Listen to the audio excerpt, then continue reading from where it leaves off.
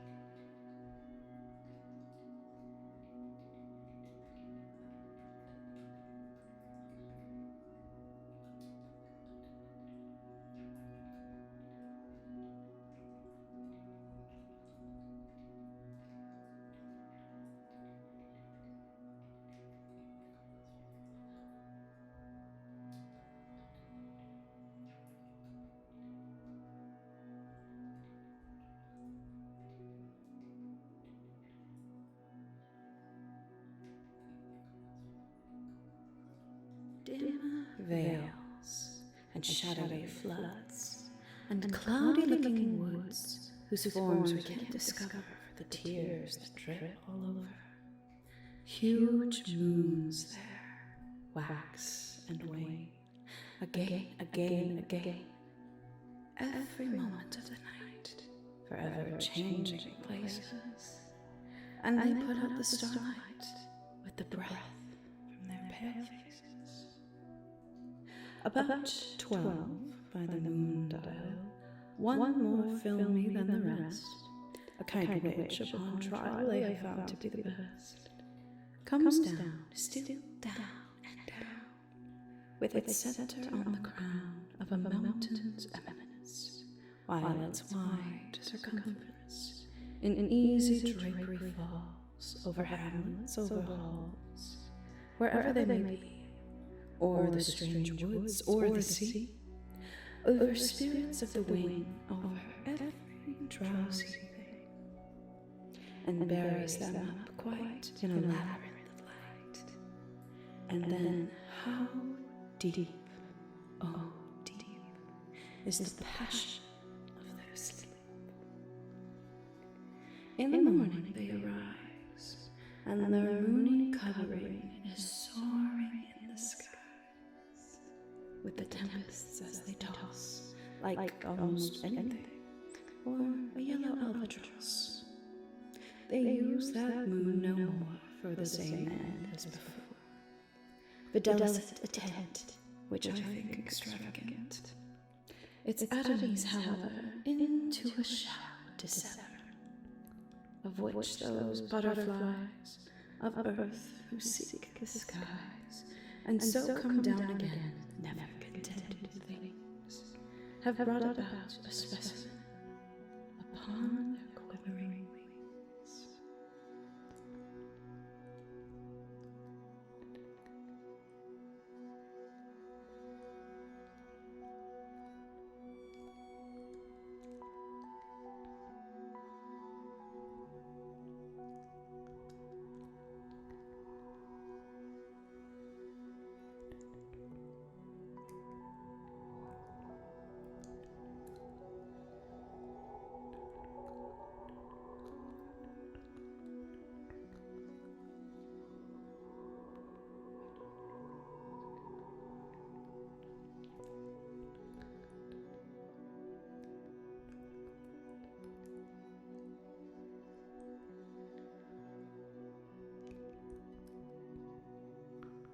We grow accustomed to the dark when light is put away, as when the neighbor holds the lamp to witness our goodbye.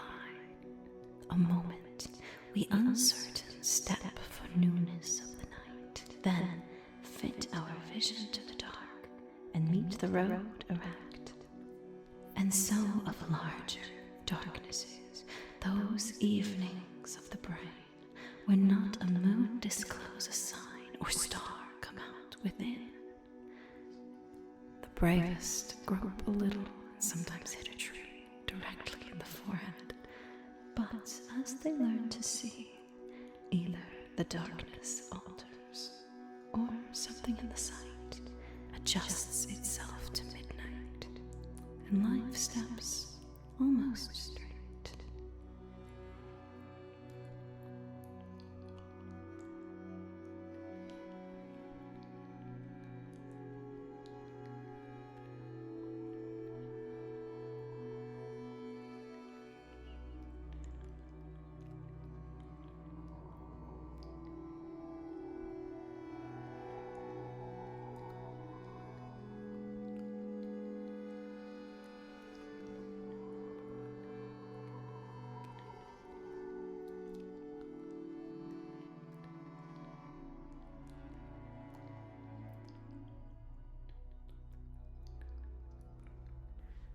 Take this kiss upon the brow, and in parting from you now, thus much let me avow.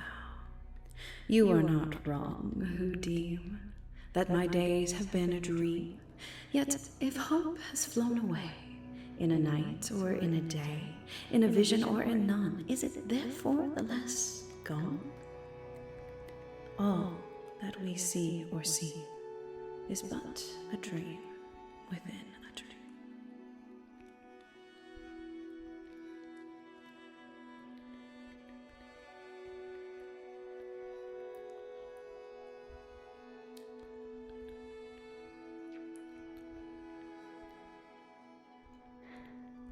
That place among the rocks, is it a cave or a winding path?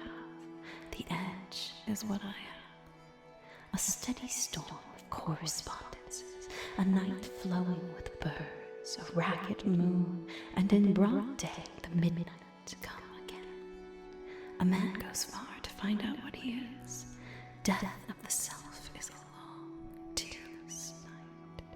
All natural shapes blazing unnatural light. Dark, dark my light, and darker my desire.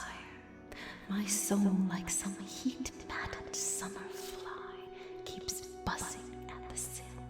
Which eye is I? A fallen man, I climb out of my fear. The mind enters itself, and God the mind, and one is one, free in the tearing wind.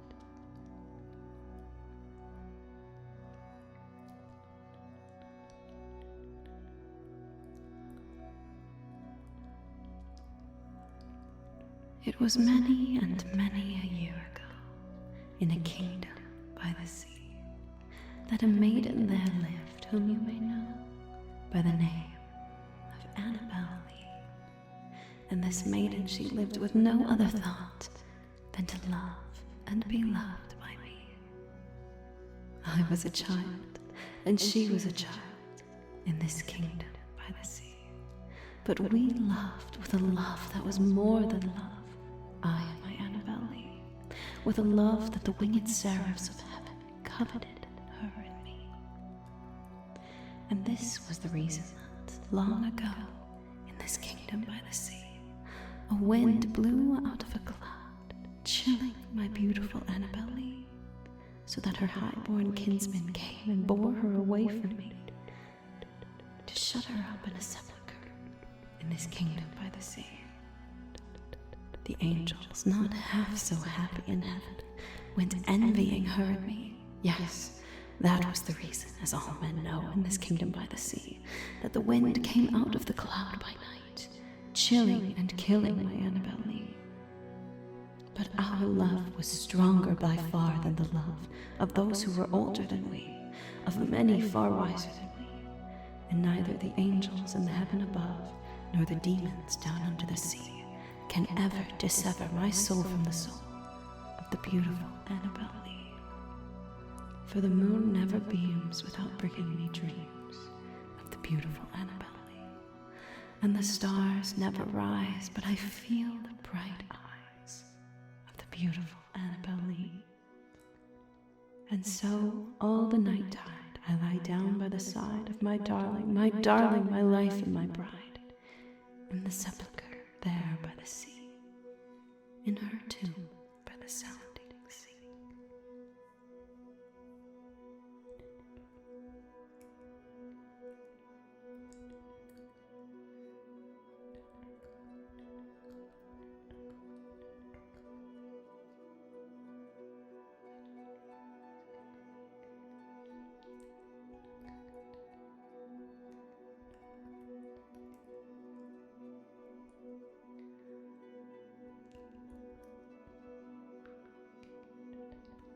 Dark is the forest, and deep, and overhead hang stars like seeds of light.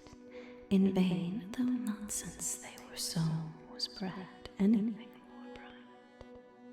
And evermore mighty multitudes ride about, nor enter in, of the other multitudes that dwell inside, never yet was one seen.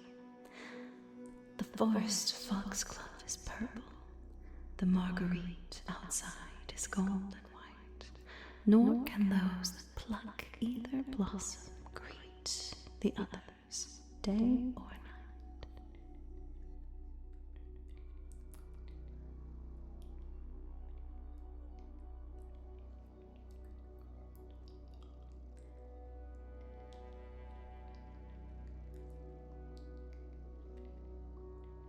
Perhaps if death is kind, return, we will come back to earth some fragrant night, and take these lanes to find the sea, and bend it, breathe and sing honeysuckle low and wide. We will come down at night to these resounding beaches, and the long gentle thunder of the sea.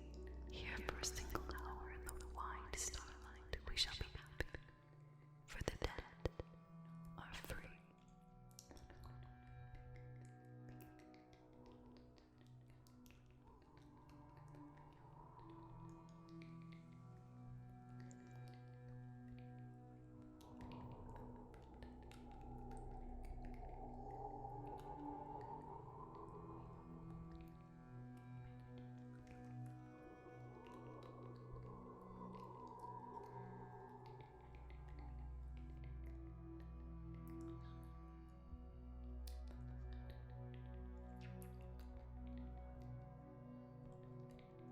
You say joy is greater than sorrow, and others say nay, sorrow is the greater.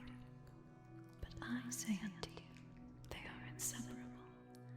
Together they come, and when one sits alone with you at your board, remember that the other is asleep upon your bed. Verily you are suspended like scales between your sorrow and your joy. Only when you are empty are you at standstill and balance.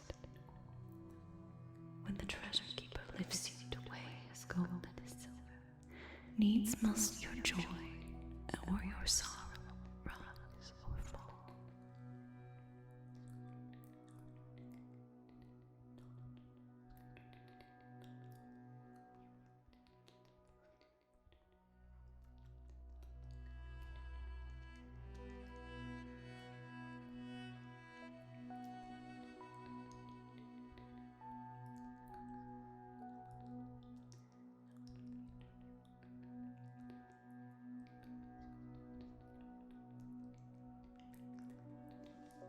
Cemeteries that are lonely, graves full of bones that do not make a sound, the light moving through a tunnel, darkness, darkness, darkness, like a shipwreck we die going into ourselves, as though we were drowning inside our hearts, as though we lived falling out of the skin to the soul, and there are corpses, feet made of gold and sticky clay.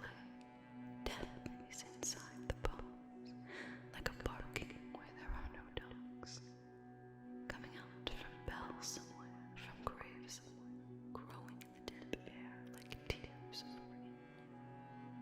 Sometimes I see the loaded coffins under sail, embarking with the pale dead, with women that have dead hair, with bakers who are as white as angels, and pensive young girls married to notary publics. Caskets sailing up the vertical river of the dead, the river of dark purple, moving upstream with sails filled out by the sound of death, filled by the sound of dead, which is silence. Death arrives among all that sound, like a shoe with no foot in it, like a suit with no man in it, comes and knocks, using a ring with no stone in it, with no finger in it, comes and shouts with no mouth, with no tongue, with no throat. Nevertheless, its steps can be heard, and its clothing makes a hushed sound like a tree. I'm not sure. I understand only a little. I can hardly see you, but it seems to me that it's singing as the color of damp violets that are at home in the earth, because the face of death is green, and the look death gives is green, with the penetrating dampness of a violet leaf, and the somber color of embittered wood. But death also goes to the world dressed as a broom, lapping the floor, looking for dead bodies. Death is inside the broom. The broom is the tongue of death looking for corpses. It is the needle of death looking for thread. Death is inside the folding cots. It spends its life sleeping on the slow mattresses, in the black blankets, and suddenly breathes out.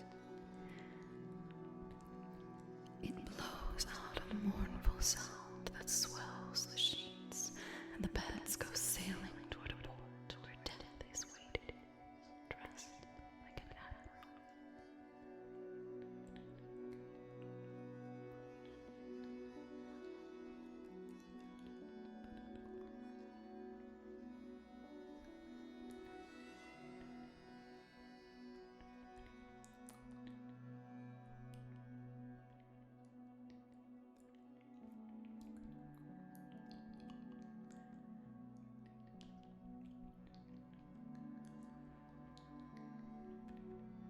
Once upon a midnight dreary, while I pondered, weak and weary, over many a quaint and curious volume of forgotten lore,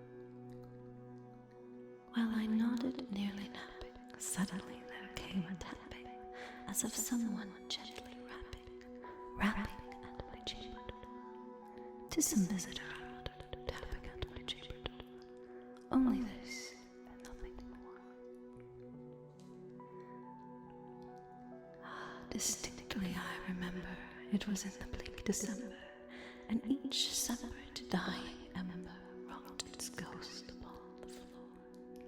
Eagerly I wished the morrow, vainly I had sought to borrow from my books a crease of sorrow, sorrow for the lost Lenore, for the rare and radiant maiden whom the angels name Lenore, nameless here forevermore. And the silken, sad, uncertain rustling of each purple curtain thrilled me, filled me with fantastic terrors never felt before, so that now, to still the beating of my heart, I stood repeating, "'Tis some visitor entreating entrance of my chamber door, some late visitor entreating entrance of my chamber door. This it is, and nothing more." Presently my soul grew stronger, hesitating when no longer asserts that I were mattered. "Truly your forgiveness I implore, but the fact is I was napping, and so gently you came rapping, and so faintly you came tapping at my chamber door, that I scarce was sure I heard you. Here I opened wide the door. Darkness there, and nothing more. Deep into that darkness peering, long I stood there, wondering fear, doubting, dreaming dreams no mortal ever dared to dream before. But the silence was unbroken, and the stillness gave no token, and the only word there spoken was the whispered word, "Lenore." This I whispered, and an echo murmured back the word, "Lenore." Merely this, and nothing more. Back into the chamber turning, all my soul within me burning. Soon again I heard a tapping, somewhat louder than before. "Surely," said I, "surely that is something at my window lattice. Let me see then what thereat is, and this mystery explore. Let my heart be still a moment, and this mystery explore. 'Tis the wind, and nothing more." Open here I flung the shutter, when with many a flirt and flutter, in there stepped a stately raven of the saintly days of yore. Not the least obeisance made him, not a minute's thought or stayed he, but with mine of lord or lady perched above my chamber door, perched upon a bust of Pallas just above my chamber door, perched and sat, and nothing more. Then this ebony bird beguiling my sad fancy until smiling, by the grave and stern decorum of the countenance of war. "Though thy crest is shorn and shaven, thou," I said, "art sure no craven, ghastly grim and ancient raven wandered from the nightly shore. Tell me what thy lordly name is on the night's Plutonian shore." Quoth the raven, "Nevermore." Much I marveled this ungainly fowl to hear discourse so plainly, though its answer little meaning, little relevancy bore. For we cannot help agreeing that no living human being ever yet was blessed with seeing a bird above his chamber door, bird or beast upon the sculptured bust upon his chamber door, with such a name as Nevermore. But the raven, sitting lonely on the placid bust, spoke only that one word, as if his soul in that one word he did outpour. Nothing further than he uttered, not a feather than he fluttered, till I scarcely more than muttered, "Other birds have flown before, on the morrow he will leave me, as my hopes have flown before." Then the bird said, "Nevermore." Startled at the stillness broken by a reply so aptly spoken, "Doubtless," said I, "what it utters is its only stock and store, caught from some unhappy master, whom unmerciful disaster followed fast and followed faster, till his songs one burden bore, till the dirges of his hope that melancholy burden bore, of nevermore." But the raven, still beguiling my sad fancy into smiling, straight I wheeled a cushioned seat in front of bird and bust and door. Then upon the velvet sinking, I betook myself to linking fancy unto fancy, thinking what this ominous bird of yore, what this grim, ungainly, ghastly, gaunt, and ominous bird of yore meant in croaking "Nevermore." This I sat engaged in guessing, but no syllable expressing, to the fowl whose fiery eyes now burned into my bosom's core.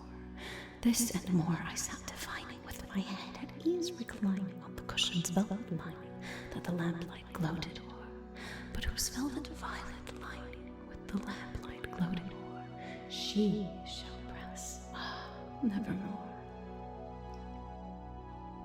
Then methought the air grew denser, perfumed from an unseen censer, swung by seraphim whose footfalls tinkled on the tufted floor. Wretch, I cried, thy God hath lent thee, by these angels he hath sent thee, respite, and nepenthe from thy memories of Lenore. Quaff, oh quaff this kind nepenthe, and forget this lost Lenore. Quoth the raven, nevermore. Prophet, said I, thing of evil, prophet still, if bird or devil, whether tempter sent, or whether tempest tossed thee here ashore. Desolate, yet all undaunted, on this desert land enchanted, on this home by horror haunted, true, tell me, I implore, is there balm in Gilead? Tell me, I implore. Quoth the raven, nevermore. Prophet, said I, thing of evil, prophet still, if bird or devil, by that heaven that bends above us, by that God we both adore, tell this soul with sorrow laden, if within the distant Aidenn it shall clasp a sainted maiden, whom the angels name Lenore. Clasp a rare and radiant maiden, whom the angels name Lenore. Quoth the raven, nevermore. Be that word our sign imparted, bird or fiend, I shrieked, upstarted. Get thee back to the tempest and the night's Plutonian shore. Leave no black plume as a token of that lie thy soul hath spoken. Leave my loneliness unbroken, quit the bust above my door. Take the beak from out my heart, and take thy form from off my door. Quoth the raven, nevermore. And the raven, never flitting, still is sitting on the pallid bust of Pallas just above my chamber door.